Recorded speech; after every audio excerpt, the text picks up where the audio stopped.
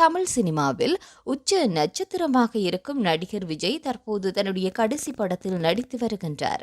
இந்த படத்திற்கு ஜனநாயகன் என தலைப்பு வைத்துள்ளார். சமீபத்தில் இந்த படத்தில் போஸ்டர்கள் வெளிவந்து இணையத்தில் கலக்கியிருந்தது.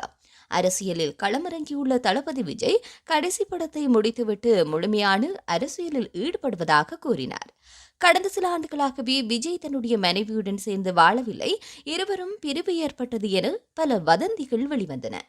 மாஸ்டர் படத்தினுடைய இசை வெளியீட்டு விழாவில் கலந்து கொண்ட சங்கீதாவை அதன் பின் விஜயுடன் எந்த ஒரு நிகழ்விலும் காண முடியவில்லை.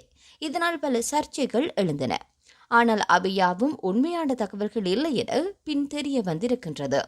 இந்த நிலையில் நடிகர் விஜயனுடைய மனைவி சங்கீதாவின் சொத்து மதிப்பு குறித்து தகவல் வெளியாகியுள்ளது. சங்கீதாவின் முழு சொத்து மதிப்பு 400 கோடி இருக்கும் என சொல்லப்படுகின்றது. சங்கீதாவின் தந்தை லண்டனில் உள்ள பணக்காரர்களில் ஒருவர் என்பதும் குறிப்பிடத்தக்கது. இந்த தகவல்கள் அதிகாரப்பூர்வமானது இல்லை என்பதும் குறிப்பிடத்தக்கது.